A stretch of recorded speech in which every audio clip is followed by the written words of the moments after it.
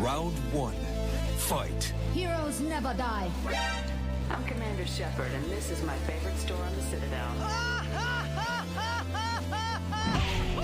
I used to be an adventurer like you. Then I took an arrow in the knee.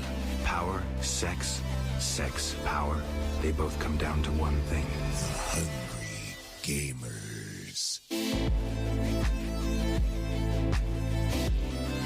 Hello, and welcome, boys and girls, to the 244th episode of the Hungry Gamers podcast. We're powered by ATEBIT.net and those sexy legends over at Audio Technica, but more on those guys and gals later. I'm your extremely humble host, Brendan White. You can find me on them socials just about everywhere at Brendan8bit. And joining me today, the waffle fries to my Chick-fil-A sandwich. You can find it on them socials at Miss Ali Hart. She's my podcast ride or die. Miss Ali Hart, how the heck you doing today? Howdy. I am now hungry. Actually, I was hungry before, to be honest, but I'm just extra hungry now. Mention of waffle fries. I am too. But I'm envious because you could at least go get some Chick-fil-A where I cannot because it is not existent here in Australia. So, boo. Yeah, sorry. Very big boo. But I still can do something decent for lunch. I've got leftover Chinese, so I think I might muck around with that for early lunch / brunch because it's 9:20 at the moment. So by the time we record, this wraps up. It'll be, 10-ish, 10:30 maybe. That's early enough for some leftover changers, I reckon. I'm down for some reheated fried rice and chicken and cashew. I guess. That's one of those ones, like, I have these, like, levels of things that can be reheated and eaten the next day. And like Thai food, Chinese food, that one's always like a bit risky because I always feel like sometimes if it's like that extra bit oily, it dries out and the oil just pools at the bottom. Mm-hmm. Yeah, but I'm going in. Oil and all, I don't care. Just put it in my mouth in the next hour and a half or so. I'm going to eat that. I'm going to watch the latest episode of Mythic Quest, which Jono was telling me is another bottle episode. So it's another little standaloner that they did overnight. So I'm going to watch that and then probably fall asleep on the couch for about an hour, as I usually do, as is tradition on my Saturdays these days. I can't wait for this episode of Mythic Quest, actually, because it's focusing on the narrative, the guy that writes the stories. Yeah, it's so good. God, that show's great. It's one of my favorites. On any platform, any genre, it is up there for me.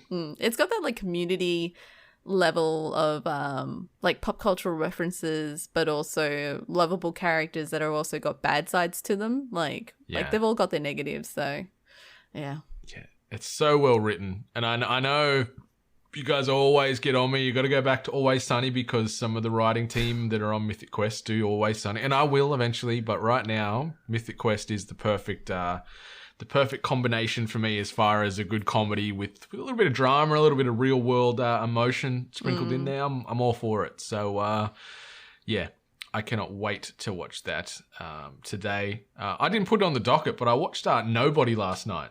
I don't know if you've seen Nobody. That's like the John Wick-esque movie with Bob Odenkirk, Better Call Saul.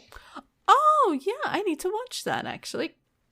It's pretty bloody good. I really, really enjoyed it. Good, really, really enjoyed it. I remember seeing, like, they just dropped trailers for it. I'm like, this looks really good. And then I just didn't hear about it again. So yeah, like you can see the John Wick, like, because Derek Kolstad wrote this movie, and obviously he is the creator of the John Wick franchise. So you can see the way it's shot and the way it's written and the fight scenes and everything. Like it's very slickly produced, but instead of an older Keanu Reeves, you've got an older Bob Odenkirk, Better Call Saul, who he's pretty fit looking in this movie. Like he's trimmed down and he's looking good, and it's tonally it nails it. It's got some humor, it's got some violence, it's got some awesome set pieces. And are they going to maybe build this out to the next John Wick-esque franchise? Maybe. So nobody, and I would not be upset about that. Nobody, somebody, everybody. Anybody. There's the first four. Yeah. But it's really freaking good. It's like 90 minutes and it's just, it puts its foot on your throat right from the get-go. Like it's just, man, it's just awesome. And it's got some heart in there too, which, John Wick's got a little bit of that. But as these movies go on with Wick, it's just more about the action, Yeah. First it was about vengeance for his wife and his dog and his car. And now he's just shooting dudes and just stabbing them in creative ways. No, it's so weird seeing Bob Odenkirk like evolve, because I first saw him on Tim and Eric, and then he appeared on obviously Breaking Bad, and then he got his own spin-off because his character was so great, and now he's in this movie. Like, how incredible that some of these actors just have these really, like, they just take the right role and then their like career just changes like indefinitely.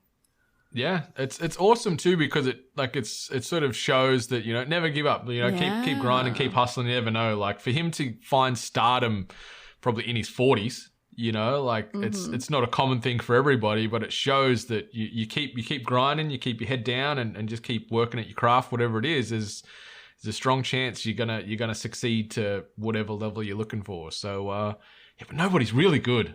Really good. It was super fun to watch. It was just 90 minutes of insanity, and I loved it. Oh, good. It's a decent amount of time as well. Yeah. Good. Perfect amount of time. Sick of these long-ass movies. Yeah. I didn't put it on the docket again, but I also wanted to say I watched Veronica during the week. I don't know if you've seen or heard of this movie. No. So this is, Glenn Danzig, ex-Misfits frontman. Oh, yeah. He had like a backyard wrestling organization and things like that. This is his first directorial debut, and it's like a horror anthology film. So there's 3 stories in this movie, Veronica, and it goes without saying that this is on the same level as The Room bad. It is up there as far as one of those movies now. Like on purpose or accidental? Accidental. Yeah. Yeah, That so sucks. if anyone wants some ridiculous Z-grade Cult-esque horror and gore and bit of nudity and terrible acting and all the stuff that you've come to love with Tommy Wiseau, watch Veronica and you'll get that. So this was a spin-off. He's like, these are a graphic novel that he's been releasing for a while, so then he's converted them into this film, and there's 3 stories, and it's so bad. It is so bad. Like, it is so bad, it's like laugh out loud funny at times when it's meant to be like serious and gory and horrific. It is something. It's about 90 minutes as well. I'll pass on this one. Yeah. But if you want to watch a bad movie for the sake of enjoyment, this is one to check out, Veronica. Like, it's been out, I think, 2 years.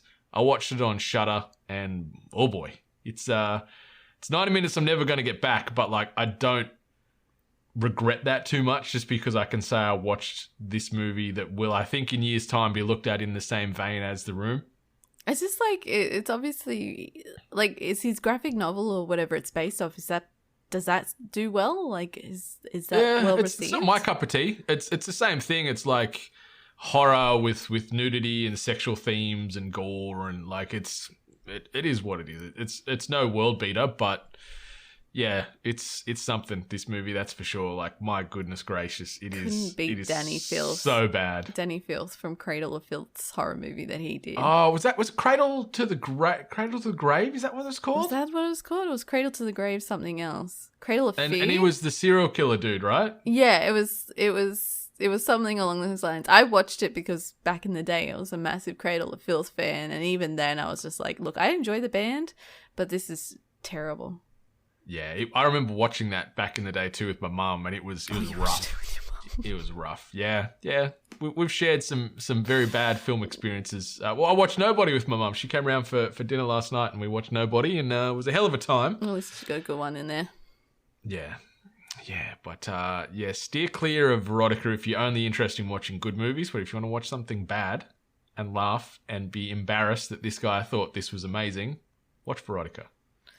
It is something.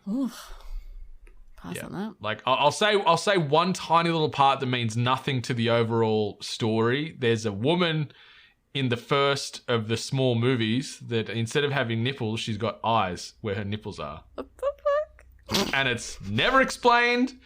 It doesn't go any further than that. She's just got eyes as nipples, and there's a whole other different story over the top of that, but she's got eyes as nipples. Okay. And it's like, okay, righto. All right. Yeah. But Veronica, one of the worst movies you'll ever see. All right. Up there with The Room. And one last quick thing as well. I've doing something different this week. I want to say I've been reading very substantially this past week. I jumped on a book, or the first book by Patrick Rothfuss. So he's an American author, and this was sort of the first book he released, and it was met with much success. It's called The Name of the Wind. So it's sort of like it's a fantasy-inspired novel, but he wanted to do without the generic tropes of traditional fantasy, you know, wizards and warlocks and mysticism and all that kind of stuff. So it's sort of set in an alternate world called Temerant, and it follows this kid named Quoth, and it's sort of like, what's his name? Quoth, like it's spelled Kvothe. Oh, okay. But it's actually pronounced Quoth or Quoth. What might be the other way you pronounce it? Obviously, when you're reading, you're just interpreting it and enunciating it in your head as best you can. So this is the first of a trilogy. There's only 2 released at the moment. The third one's still not out, so there's still a bit of waiting and anticipation there. But it's really good. Like, it's got some of those normal tropes, the magic and the sword play, and some of that sort of fantasy that you'd see. Like, as far as a world building, picture something like in The Witcher, where you've got you've got bards and traveling performers and creatures and demons, and then just normal people and bar staff and whatever else. So it's got all that in there, but I like that it dances the line between a little bit of horror, bit of thriller. There's some young romance in there. There's comedy. It's a very fleshed out world with a lot of variety and a lot of different tone. And first book, it's over 600 pages, and I started it last Saturday and I finished it on Thursday. It bit me big. So I smashed it through. I've got the second one that I'm going to start cracking into today as well. I'm really, really enjoying it. It's just a good, fun, accessible fantasy book with great characters, great writing, really witty, really self-aware. There's parts, the way this guy writes, it's almost like some of the things he says throughout the book, it's almost like reading sort of like free-form poetry at the moment, the way he describes and phrases things. It's really, really prettily written at times, and obviously tone can change depending on the scene, but really, really enjoyed it. The book came out, I think, in 2007, if I remember right, so it's not too old. And the second book came out, I think, in 2011, but the final book in this King Killer Chronicle, as they're calling it, is nowhere to be seen. So you read the first 2 books, then just wait I'll take your for time. the third one. Yeah. But I really like it. Like, Quoth, we'll say Quoth instead of Quoth. He's a great character, and it's cool to see this retelling of his story and what he went through and everything like that, and just seeing him evolve over the years. It's really, really well done, and I'm really digging it. He's got sort of a similar writing style, Patrick Rothfuss, to like when Stephen King does fantasy, and that's why it really hooked me, because I'm a big King head. Is that what they call King Apparently, fans? I don't know. Apparently.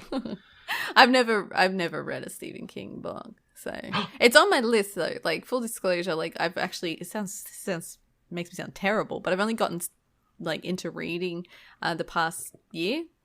My husband got me like a Kindle, so it's a game changer, to be honest.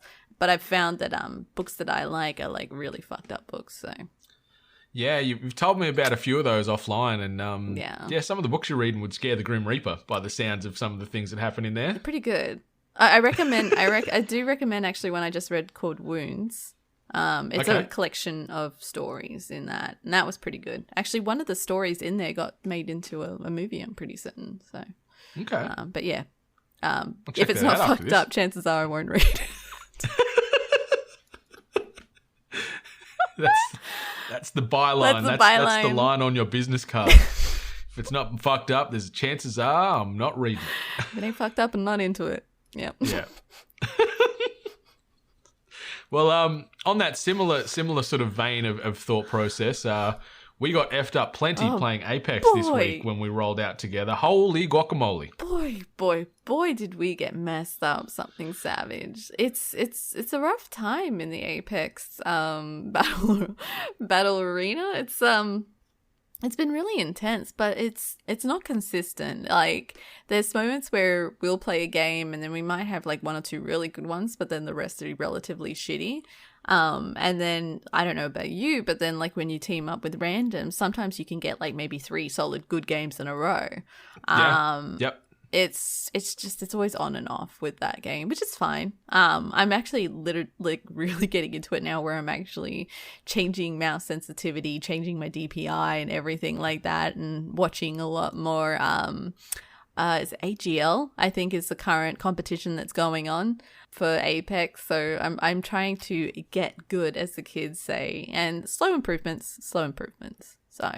Yeah, I'm similar. Like, it's just chipping away. Like, repetition's the first thing to hone the skills, and then trying to find that sweet spot as far as movement sensitivity and what your hands can actually handle in a good way. You know, like, you jump that sensitivity up one notch, especially because I play on controller. I go from, say, super high, which I think is a 6, to very high, or whatever. Maybe it's very high then super high. So it goes from a 6 to a 7, and that jump feels like it's 6 to 7,000. Like, goes from manageable to I sneeze and I'm looking out this way all of a sudden. It's like, God damn it. See, my sensitivity was way too high. Like, in-game sensitivity, I think I was sitting on 4 or 5.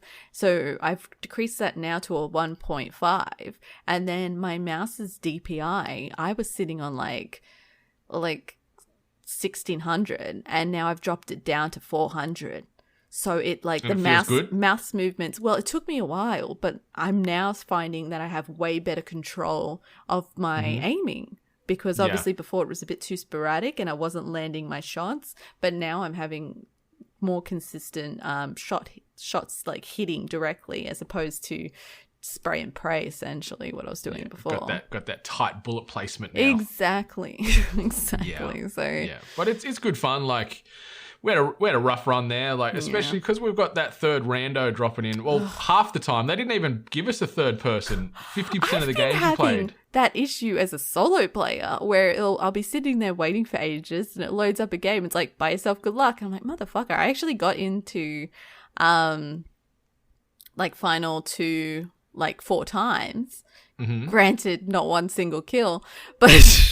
I'm not going to be a solo and run up against 3s. Like, do you do the same as me when you're by yourself like that and you just sort of skulk around and you'll just run somewhere and hide, wait for the zone, run and hide? Yeah, for the most part, it's more of a case where if I'm by myself, I drop instantly, and I always try to go where I don't see anyone. And then I hang back until the zone is already closing in, and then I hug the zone. And then, towards the end, it is more of a kind of like hugging the walls and trying to stay out of sight and out of mind. But I mean, it only gets you so far. Like, with the chances of you being in the final, like, let's say final top 3 teams or top 4 teams, the likelihood of, you know, you going up against other single players, or at least a team of 2, without getting third partied or whatever, like, it's rough.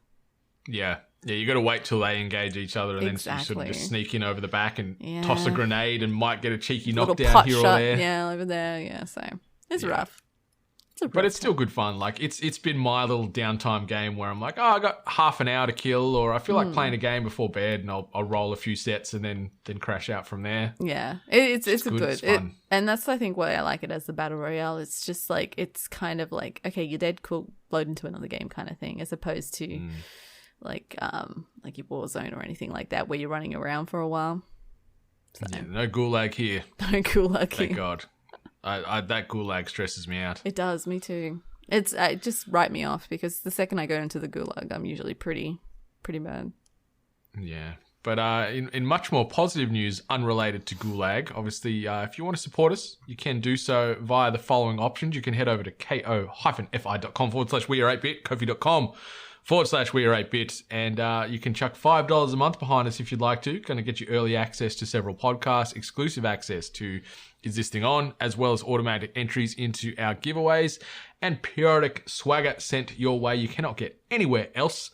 If you wanted to get some purchases from there, you can obviously do so via purchasing the 8-bit Founders Coin, or the 8-bit coin as we like to call it there. $20 AUD gets you that coin shipped to your delivery address anywhere on planet Earth. Or if you want to get immortalized in the Family Portrait Star Wars Edition 2021 version, $50 AUD gets your own likeness immortalized as a Star Wars character or character archetype from that world, as well as the 8-bit group shop once it is all finished. And we've got some subscription tiers coming. As we mentioned to a couple of times now on the last few episodes of THG, Ko-fi will have some subscription tiers available imminently, apparently. Once that's done, we'll break that out and give some people some other different tiers of entry should they wish to support us that way. If you don't want to do it that way, feel free to head over to shop8bit.net to get yourself the best merchandise in the video game pop culture industry, universe, world, whatever. You can get it there, shop8bit.net. T-shirts, hats, hoodies, everything else in between. It is all there, available, shipped everywhere in the globe as well. And if you don't want to support us monetarily, obviously, just rate, review, subscribe us on iTunes, on Podchaser, on whatever podcast player that accepts reviews. Just drop those thoughts there, and we will gladly take that on board because it takes no time, costs you no money, and means an awful lot to us, helps keep the emotional lights on in our hearts. And that's how you get automatic entries into our regular giveaways. So you just got to write one of those reviews, screenshot said review, email hello@8bit.net, or drop us a message at We Are 8bit on them socials with a screenshot of that review, and you're going to be automatically entered into our giveaways, where this month, we are giving away an Audio Technica Creator Pack Pro, as well as some 8-bit oriented swagger. But Miss Hart, shall we talk about our friends over at Audio Technica and then get into the meat and potatoes of this episode? Let's do it. Heckin' yeah. All right. Listeners, whether you're a budding podcaster, streamer, YouTuber, or just an audiophile, Audio Technica has got you covered with the best range of audio equipment in the market today. If you've listened to us at least once before, there's a strong chance you've heard of us talk about our origin story and the fact that Audio Technica has been with us from the very beginning. Our very first mics that we ever hungry gamed into were the AT2020s, and as well as you know, you never forget your first. Navigating the world of video game and pop culture with the leaders in audio-based equipment has been quite the journey. The news might not always be the most positive, but our audio quality most certainly is. Audio Technica are your audio-based one-up.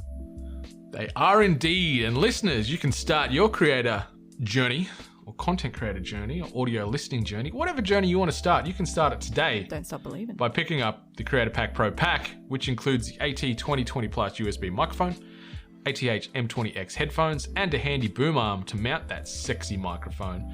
And it is the perfect kit to get you started on your road to audio-based greatness, or just a better listening experience at home, whether you're watching streams, YouTube, watching Netflix, maybe making podcasts, making video, whatever it is the perfect way to get your content taken to the next level.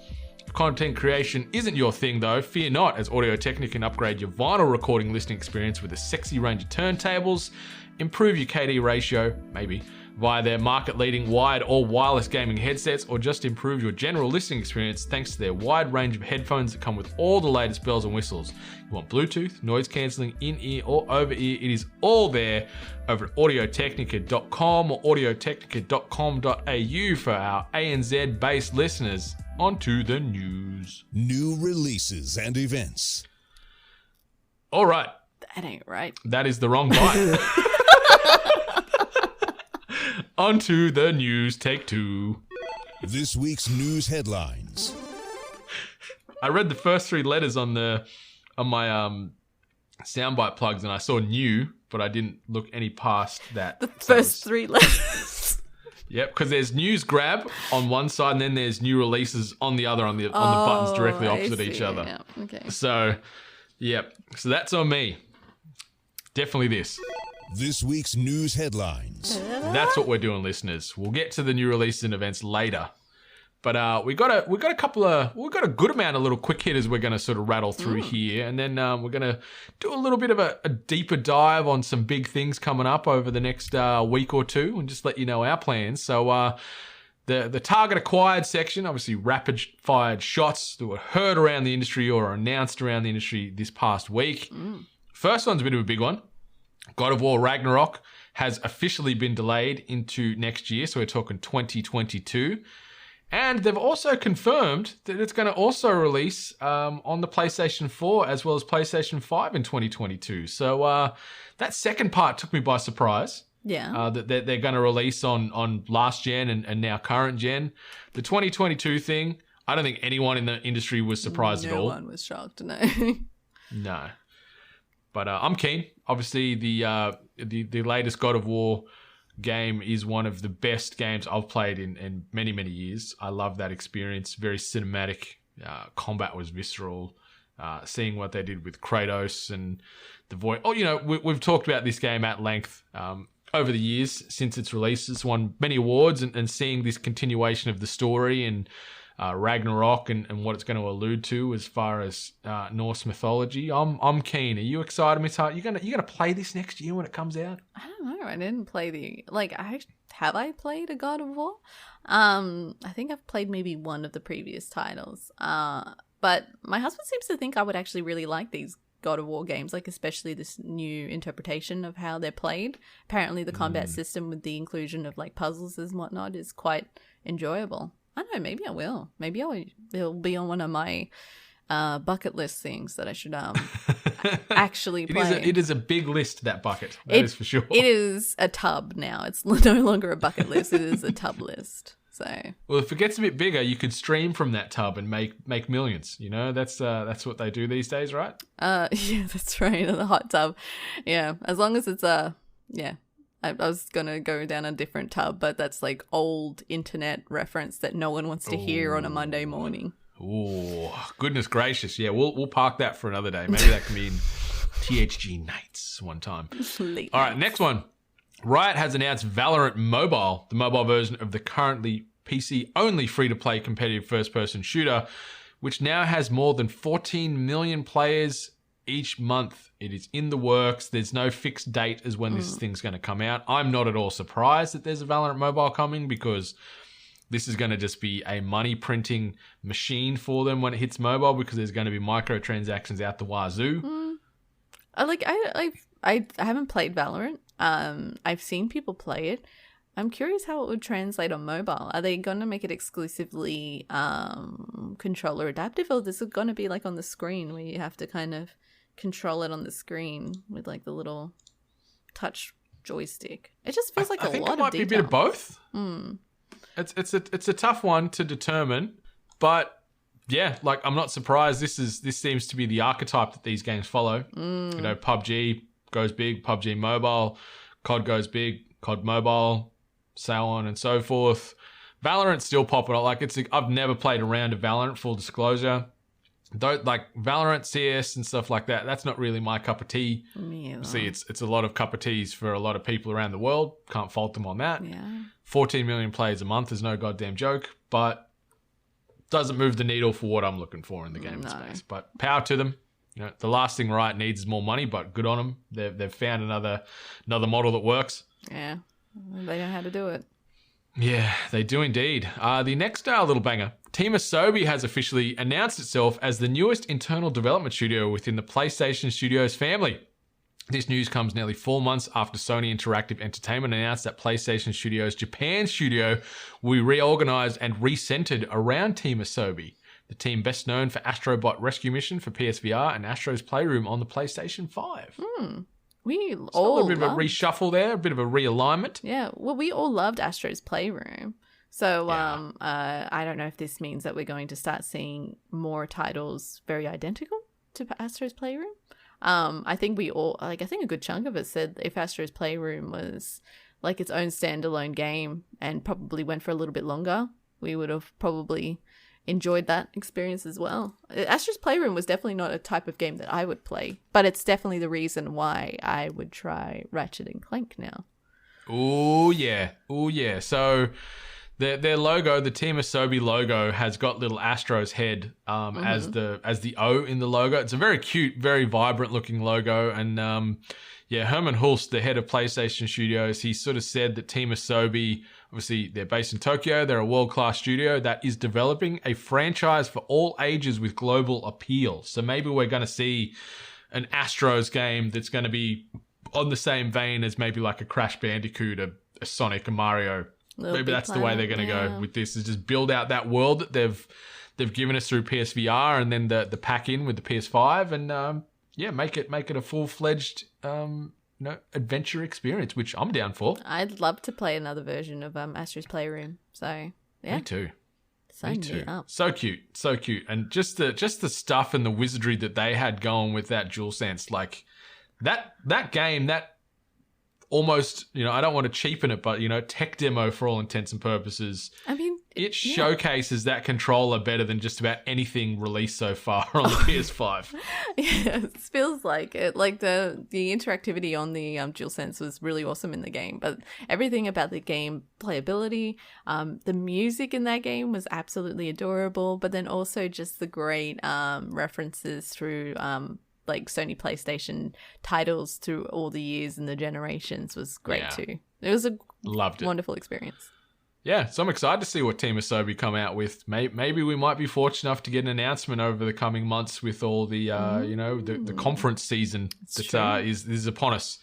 The next little banger that you've chucked in here, which I think is just the best, an Among Us-shaped chicken McNugget just sold for nearly $100,000. So this was sold through eBay. The title for this listing was McDonald's Among Us-shaped nugget from BTS meal.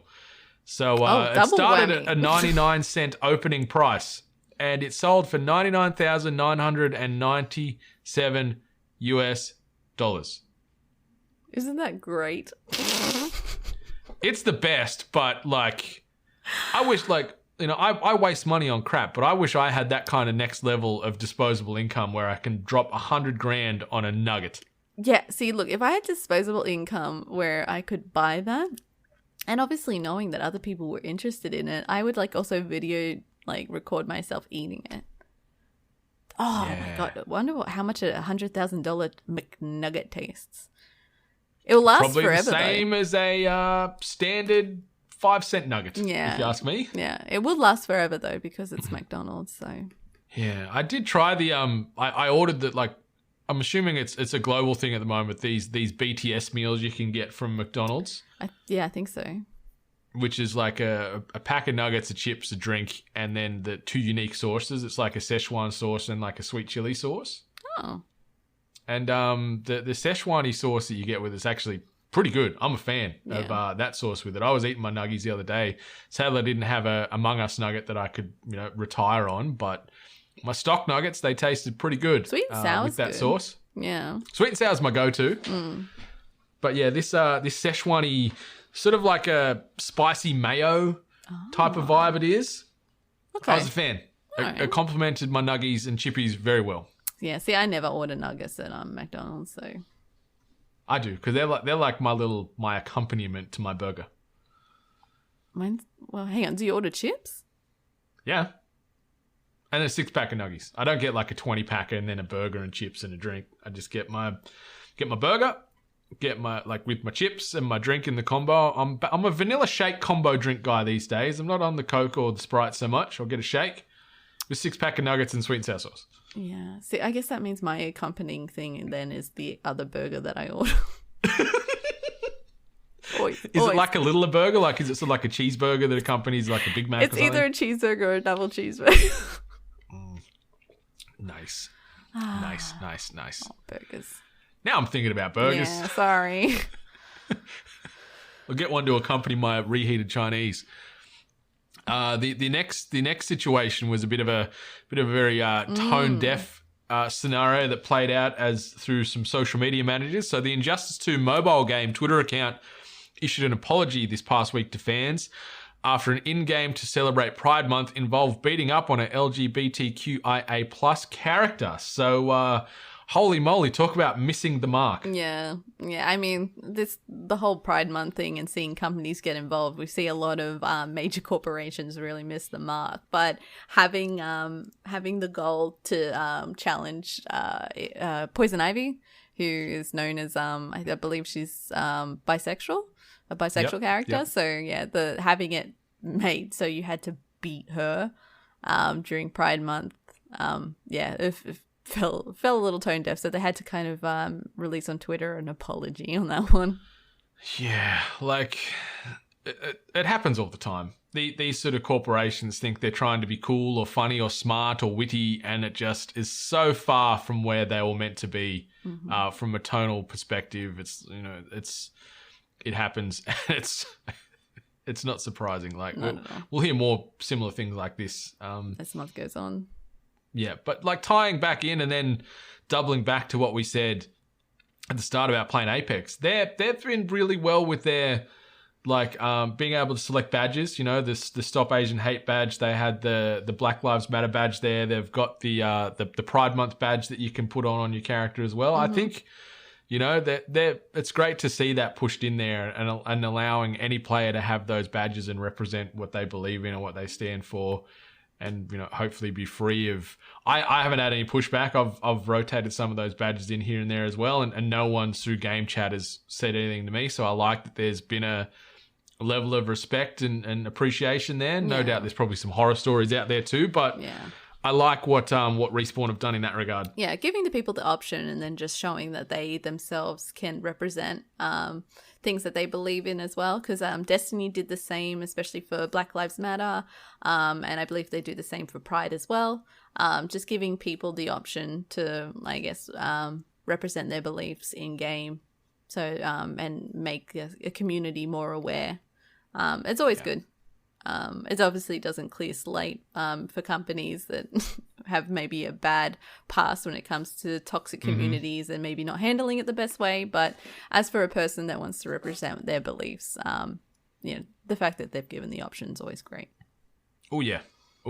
Something that could potentially be great, ? Dark Horse Comics, they're setting up a division called Dark Horse Games with the intention to make games based on its portfolio of entertainment properties. So that not only encompasses Hellboy, which is probably one of their bigger known sort of franchises, but that could also include Sin City, 300, Umbrella Academy, Emily the Strange, Usagi Yojimbo.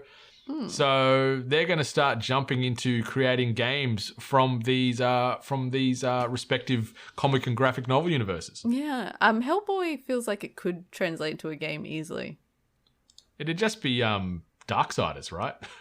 That's all I think of straight away with Hellboy is something like Darksiders. I guess. I just think I love the universe of Hellboy. I love the environment, so I just think just seeing that translated. I think this is just me saying I want to run around in the universe of Hellboy. The other titles like Umbrella Academy. Yeah, I don't know how that'd work. Because there's so many characters like X-Men? as well to try and control like and flesh game? Out. With 300, I don't know. Like Sin City could be cool. Just that color palette, that stylized, that noir stylization to it. But then how do you flesh out a game enough? Like the Sin City movies were okay, but I don't know how you'd convert that then to a 10+ hour gaming experience. Yeah, I don't see that. So would you just be doing like chapter stories kind of thing? Yeah, maybe you could do a Sin City as like a Telltale style game. Something like there that. We go. That could work. Yeah, true. Yeah. But watch this space. Dark Horse Games. Yeah. Big move there by Dark Horse Comics, but we'll see. We'll see when they announce their first titles and how it comes out and to what acclaim. Yeah, it almost seems like gaming is a pretty important medium now, huh? Oh, yeah. Maybe it'll take off. Yeah, one might hope one day. Speaking of taking off, if you want to take off into other universes, obviously Prisms, which is No Man's Sky's 17th named update since its release in 2016, touches up the game's visual presentation pretty much across the board. Planets, for instance, get enhanced weather effects. Hello Games highlights rain, which now refracts the light and causes surfaces to become slick and wet, while underground caves become more detailed with improved lighting and volumetric fog.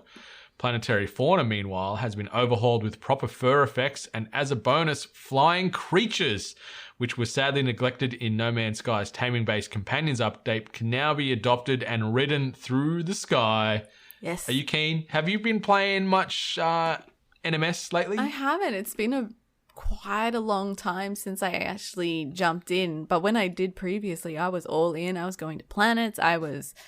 I guess the terminology would be colonizing. But there was a lot of sky-based creatures that weren't tameable.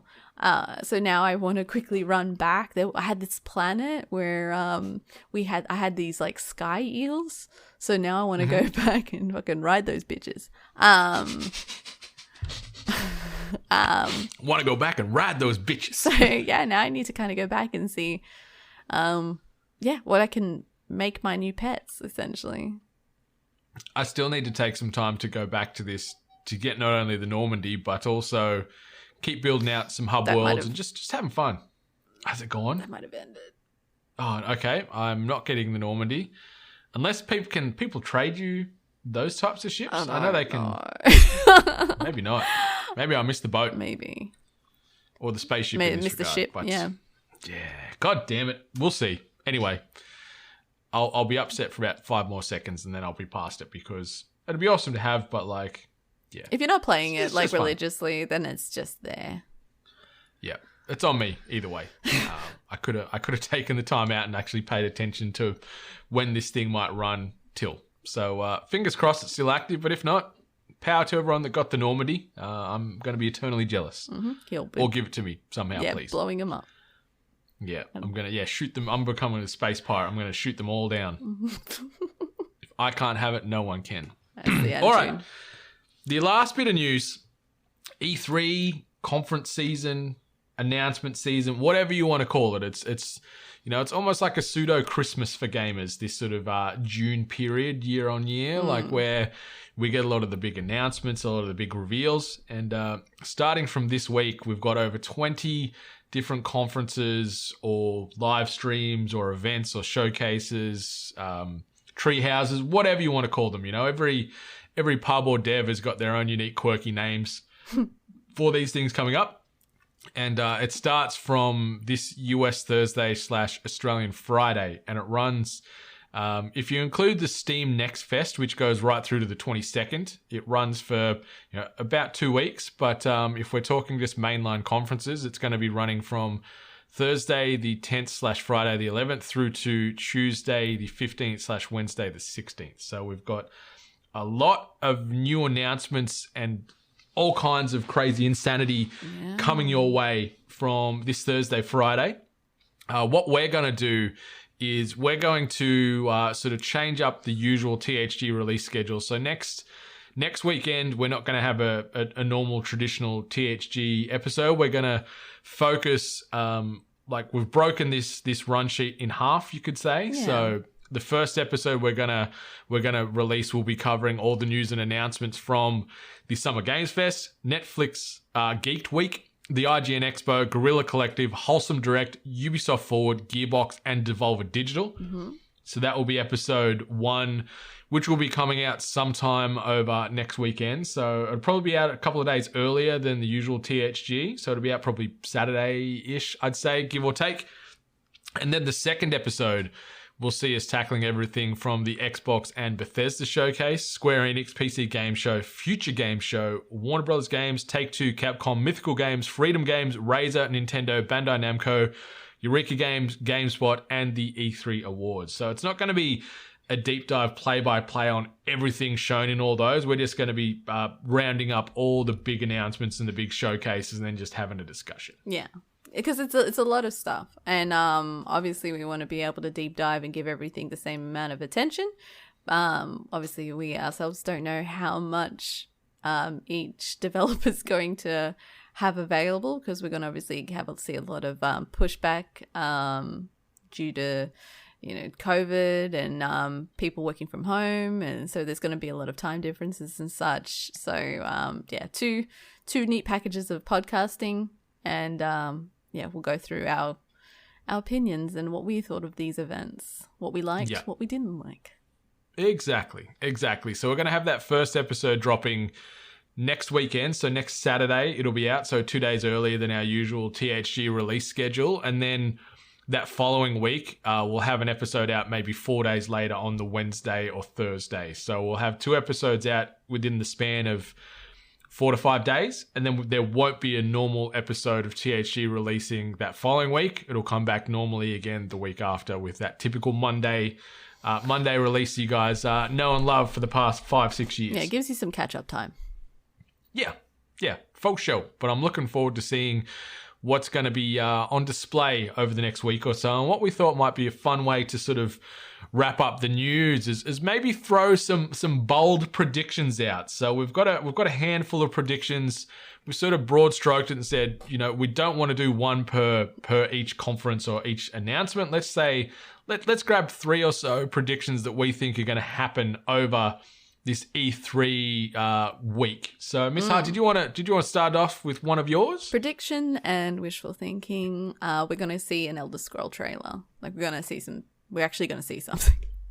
Yeah, I think that's a good one. Like it is a bit of a bold one because we've got nothing more than just a nice floating stylized image with a name last time. Yeah. So, yeah. I really anticipate, especially with this whole, Xbox Bethesda combo that they've been kind of pushing and hyping up for this E3. I feel like we're going to get it. We're going to get it. Yeah. Yeah, I think they're going to, like the Microsoft Bethesda showcase or Xbox Bethesda showcase, I think they're going to want to come out all guns blazing and they're just going to be dropping big announcement after big announcement. So, consider me very keen and I'm on board. I think that that prediction or that statement you just said there, I think that's going to be close to a certainty, I think. Yeah, let's hope so. But bold nonetheless. My first one, I'm going to say at least 3 remakes/remasters are announced over this E3 conference season. So just looking at some of the studios there, like we've got a Capcom showcase, so maybe we're going to get that Resident Evil 4 remake in there as one. Yeah. On the back of the hype from Village. And then maybe we'll get some other ones. Maybe we'll get Croc finally announced. We've got Spyro and Crash. And then at least one other. So I'm going to say 3 remakes/remasters are going to be announced over E3 week. Yes. Or E3 season or whatever. Yeah. And you say announced. So even the ones that have been previously mentioned, non-inclusive, these are new freshies that we haven't heard about. Yeah. These are brand new ones. Like, and obviously our sort of bold predictions here aren't encompassing any of the rumors that are running around. We haven't been looking up dirt sheets and leak schedules and things. We're just shooting from the hip here. Mm-hmm. Yep. Yeah. All right. What's your second one, Miss Hart? All right. So this is more like a little bit of a generalization on how events kind of go with E3, and I've said at least 2 famous actors will awkwardly be talking about a game that they probably don't know much about. So sometimes we've seen actors and performers kind of come out and start talking about how excited they are for a game or how they themselves grew up playing video games, but it's always a little bit awkward where you're kind of questioning, like, do you even know what you're talking about? Did you just get paid to talk about this? So yeah, that's my anticipation is that we're going to have at least 2 famous actors that are going to be out there talking about something. Do you feel like going like next level bold and predicting who one of these actors might be? I don't know. I could have not predicted Vin Diesel last year. Yeah, God, that was a thing, wasn't it? My goodness. I mean, no one probably could have predicted Keanu either. That was pretty infamous too. So I don't know. Like we do, like I said, we do have the Borderlands movie that is currently in the works. So maybe we'll see someone from the Borderlands movie probably talking up something. Maybe Kevin Hart rolls in or Cate Blanchett. Who knows? Blanchett, that'd be nice. But yeah, it's going to be more of a case where we're either going to see like an actor that might be appearing in an upcoming game that we haven't heard about yet, and they'll be talking about it, or we'll just see some actor or comedian maybe even saying like, oh, this growing up I played video games, and one thing that makes me excited is this, and then it's just like get to the trailer. Do you think, just thinking out loud, there might be like with some of like we might get one of the current film or TV adaptations, like obviously they've got the Netflix Geeked Week and stuff. Maybe we'll see Henry Cavill there, or maybe we might get Mark Wahlberg or Tom Holland from Uncharted. I said awkwardly. So yeah, they wouldn't be awkward. They'd crush it up there. Yeah, Henry Cavill. Like, there's nothing awkward about that. Yeah, I'd watch that guy sleep. Me too. No, that's a weird thing to say. No, we'll say it. For it. I'm just saying, like, I'd watch him do anything. He's just He's just got that energy about him. He's just a dude. Yeah. He's just the dude. He is the dude. So, yeah. Let's see. Now I've got my fingers crossed that we're going to have Henry Cavill. Actually, me too. it lines up because we've only just recently seen the poster for Witcher 2, and they just said coming soon. I mean, yeah, maybe. Actually, that's a pretty... that might be spot on. But I'm hoping we get some awkward actors. Oh, yeah. Some awkward things. Let's get that cringe. Just keep bringing Vin Diesel back I'd love to watch him up there every year just so I can laugh because it's hilarious. Or get Keanu up there telling people they're breathtaking. You know, that'd never get old. People would love that. People love Keanu. Yeah, a lot of people do love Keanu. Who would you love to get up there that you hate that would just bomb, you reckon? Amy Schumer is who comes to mind for me. Like, if she was there somehow for some weird reason, that would be the worst. Oh my God, please. No, this is someone that I would love to come up there and talk about. I would love if Nicolas Cage got up there. Oh, yes. Oh, could you imagine? A national treasure game. Oh my God. Forget watch Henry Cavill sleeping. I want a national treasure game. Yeah, that could compete with Uncharted and Tomb Raider. Yes. I'd play that. Me too. All right, my second prediction. Excuse me. At least mine's a bit of a combo deal here. At least one bizarre live music performance, and at least 3 traditionally non-speaking English announcements that are done very awkwardly. I think that second one's a damn near guarantee. 100%, yeah, guaranteed, and that's fine. Like, I feel like people from their respective studios should get the opportunity to talk about their games, but it's always just a tiny bit awkward. And the bizarre live music performance is almost... It feels like a guarantee now. Like, now after the previous events, there's always one. And as far as a band, I'm going to say it's going to be like a punk band from the late 90s, 2000s. I'm going to say like Green Day or Sum 41 or something like that. That's what I'm going to predict. For no reason other than I'm just like, who's a bit over the hill and a bit washed up, but still have a bit of pull? Give me like a Sum 41. Give me a Green Day. I think you're kind of right. Did Weezer get confirmed for something? Oh, damn. I love me some Weezer. Weezer's good. I'm a fan. I like their older stuff. They did appear in a Fortnite game. They released an album, didn't they? They released a song through Fortnite. I think they did, yeah. Yeah, that's when they betrayed me a little. But yeah, I think that maybe something about Weezer performing somewhere kind of matches up. Maybe it was the Summer Game Fest. But I feel like you're still due for another, like, a weird one. Yeah. It's a shame we're not going to pan to the audience and have them sitting there awkwardly. Well, Andrew WK just goes Hamburglar on stage, Yeah, whipping that hair. Andrew WK is going off. The music's pumping and the audience is just staring deadpan, just like, I want to know about Elder Scroll. Yeah. Yeah. I remember the live performance as well that was done for Devil May Cry, where they had that metal band, and it wasn't Casey someone. It was a banger of a track, but they played like the whole lead song from Devil Trigger, the song's called. Oh. And it's a big like metal power ballad, but it was another one where the audience is just sitting there just static going, what is going on here? Didn't we get a Doom performance? And that was pretty decent. Yeah, that'd be cool. I'd be down. But yeah, there's going to be one bizarre live music performance and at least 3 traditionally non-speaking English announcements done very awkwardly. And that's not a shot towards those non-sort of native English-speaking developers or publishers that are going to be up on that stage. You know, like, it'd be daunting. Yeah. It'd be very, very stressful. And but it's also there's 3 of them coming our way. It's also just like, I mean, the gaming space has really been trying to navigate how to present games nowadays, especially since COVID and no longer having live performances. But you'd think we're getting to a stage now where things are starting to be pre-recorded. We'd start polishing things up a little bit, right? Yeah, and speaking of polish, you think Greenberg from Xbox is going to have a better webcam? No doubt they're going to do like a weird Xbox any of them thing. have good webcams? That's what I want to know. Like that, I feel like if someone's going to do a presentation, I feel like one of the things is it PR marketing? Someone would tick off would be like, let's make sure your video quality is good. Mm-hmm. You'd think. You'd think so.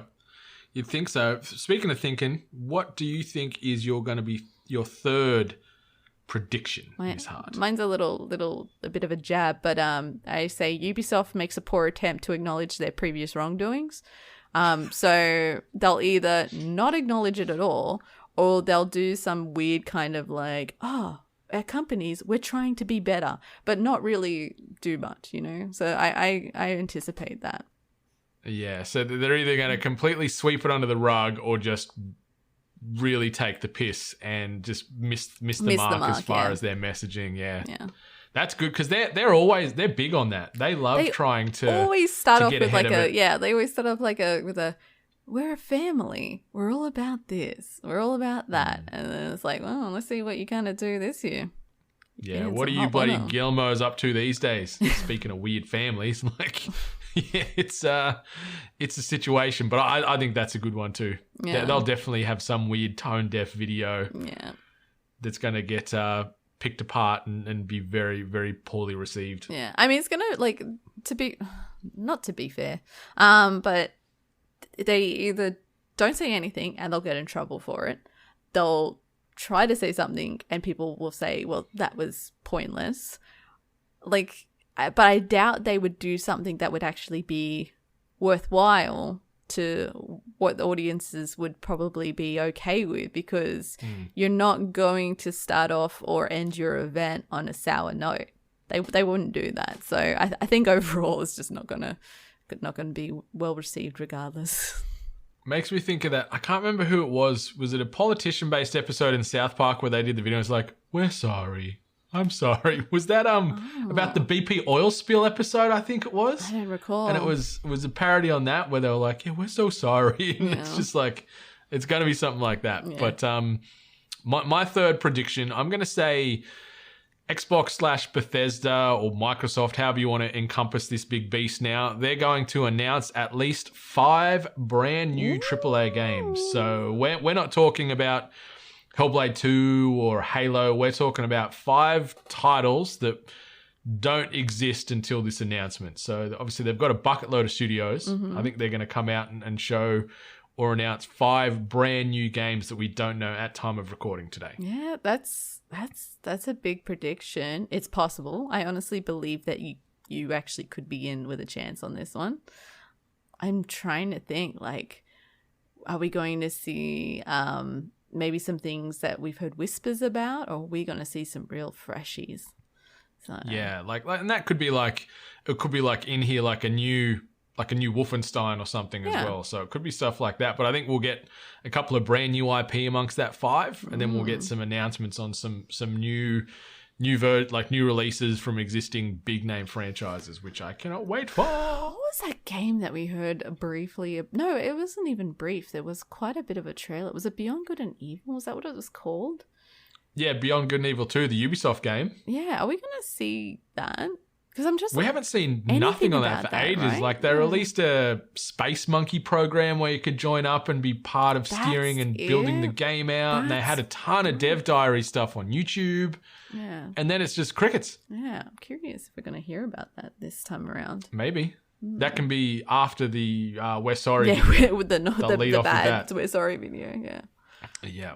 And I thought I'd chuck a quick little bonus prediction in here. I'm going to say Hideo Kojima's next game is officially announced with a weird-ass trailer that no one truly understands but thinks is immediately the best thing in the world ever. Oh, and can we also say that at least one point during the Summer Games Fest, Jeff Keighley refers to Hideo as his best friend.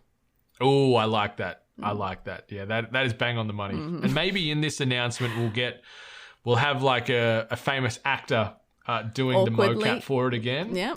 Oh, I was going to say, I wouldn't be upset if he just to my own thing. I wouldn't be upset if he brought Mads along on all his video game rides and endeavors, but maybe it's going to be someone new in this new Hideo game. Yeah, someone else like an action star of some variety that he likes.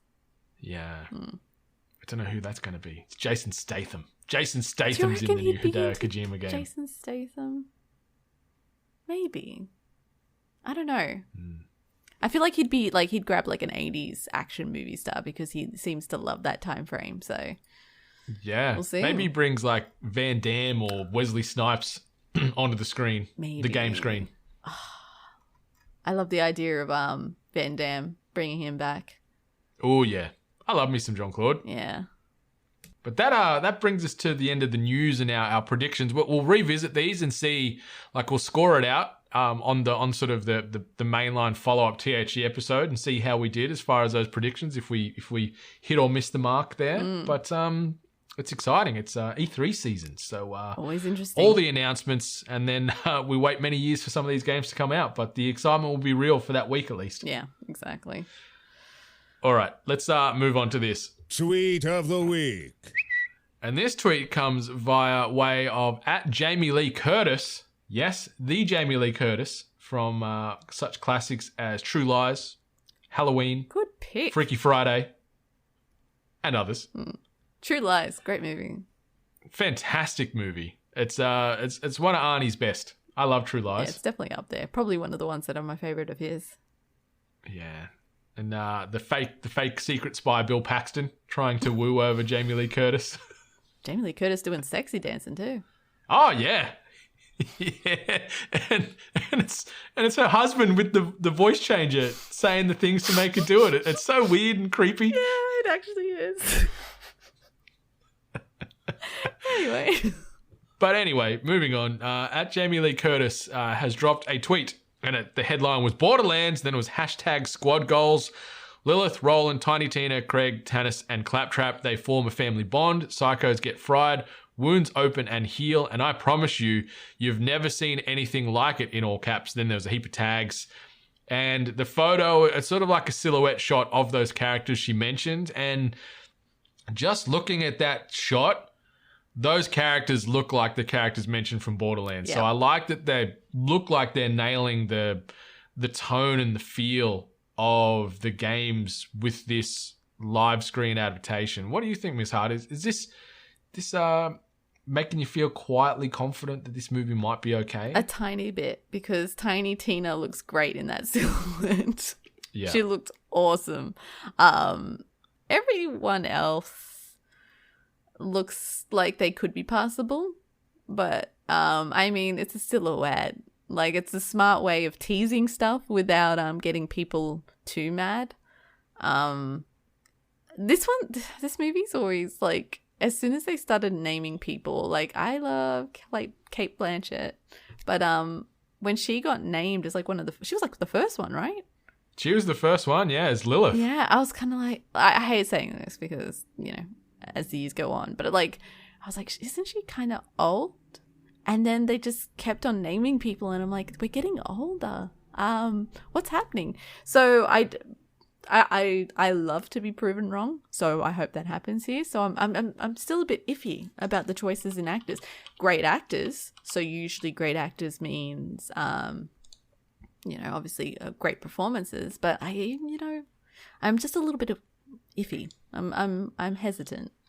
It's a bit strange because like I'm with you. Like, we're not age elitists here. No. You know, we're not against the not elderly. That's too harsh. Like, people that aren't in their 20s or 30s playing these roles. Mm-hmm. But like, yeah, Cate Blanchett should be mid 40s. Yeah. Jamie Lee Curtis I think she's near 60. Yeah, I think she's. And she's playing Dr. Tannis, and then Cate Blanchett is playing Lilith. And yeah, like in the games, like they look like they're late 20s, 30s.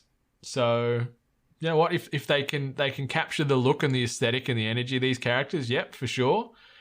But yeah, Jamie Lee Curtis, like she's had a hell of a career, and she's an older woman.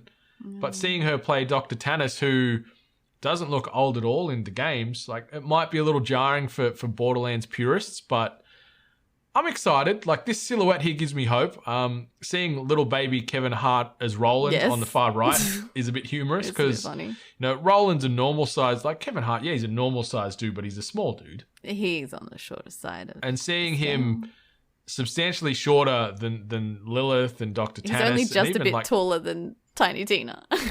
Yeah, he's not called Tiny Roland. No. He's called Roland, and she's nearly taller than him. So it's going to be interesting. But if they can capture that balls to the wall insanity that Borderlands is and can be, yeah, it'll be fun. So if they just double down on that, I'm keen. It is Eli Roth, and I feel like he, like I've mentioned previously, he has the right ideas when it comes to comedy and gore, which I feel like Borderlands requires.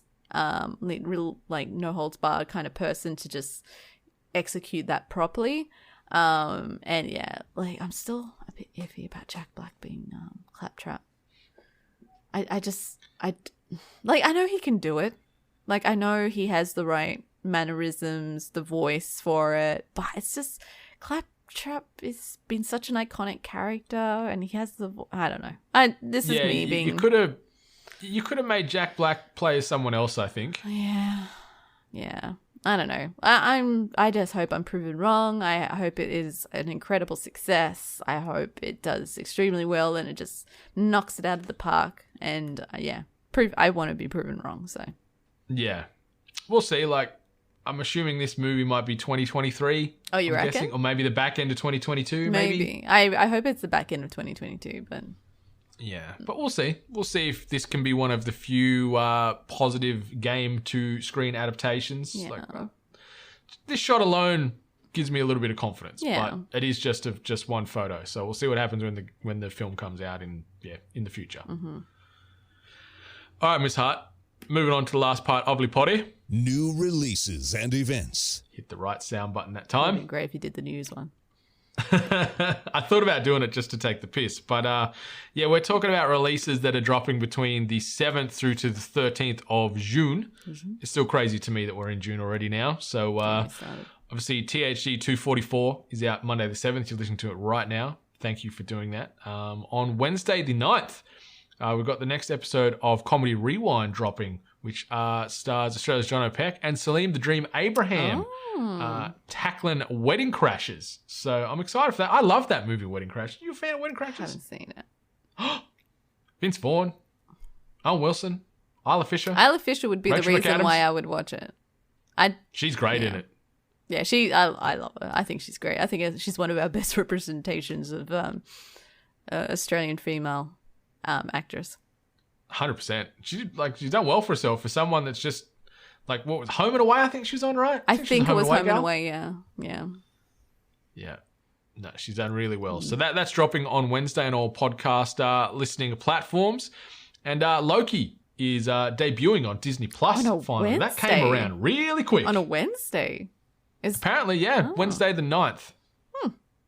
Could be the 10th here in Australia, but I'm pretty sure the website I pulled the what's happening on streaming for the month was an Australian URL. So bear in mind, it could be a Wednesday 9/Thursday 10 rotate, depending on where they are in the world. But that's coming out this week.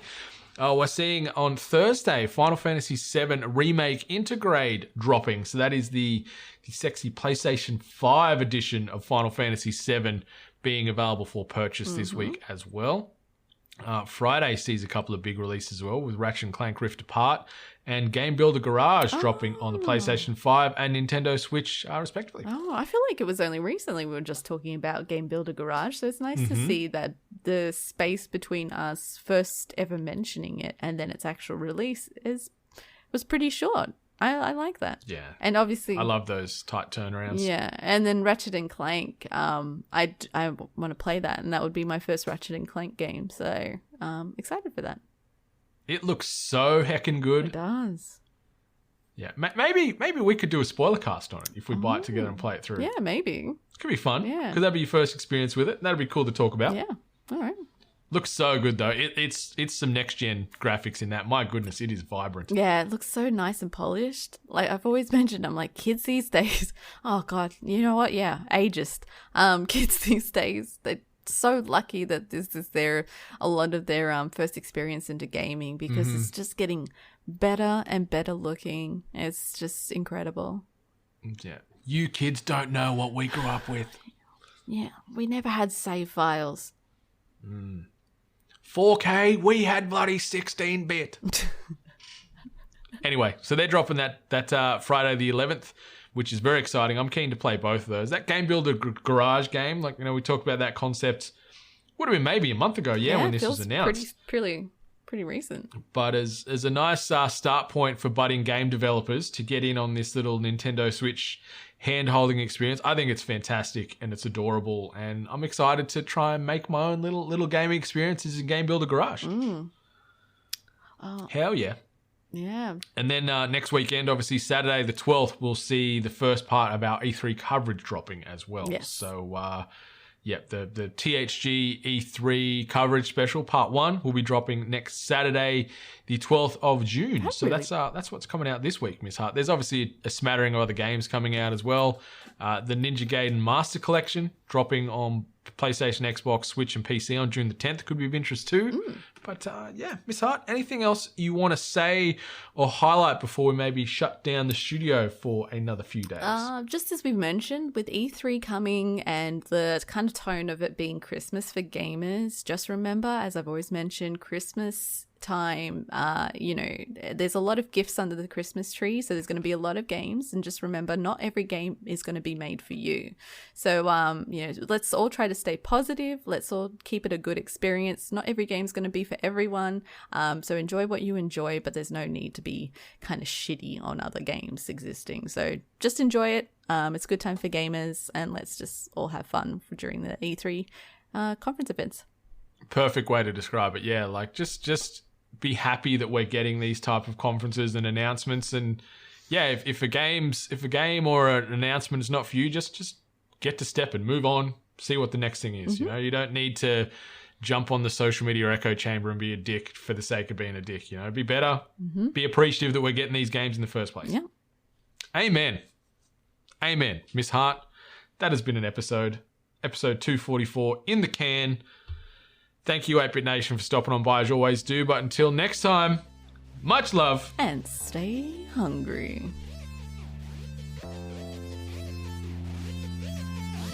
You've been listening to The Hungry Gamers, one of many gaming and geek culture related podcasts from the 8-Bit Collective over on 8bit.net. Check out more episodes on your podcast service of choice. And while you're there, please be sure to rate and subscribe. Until next time, boys and girls, stay hungry.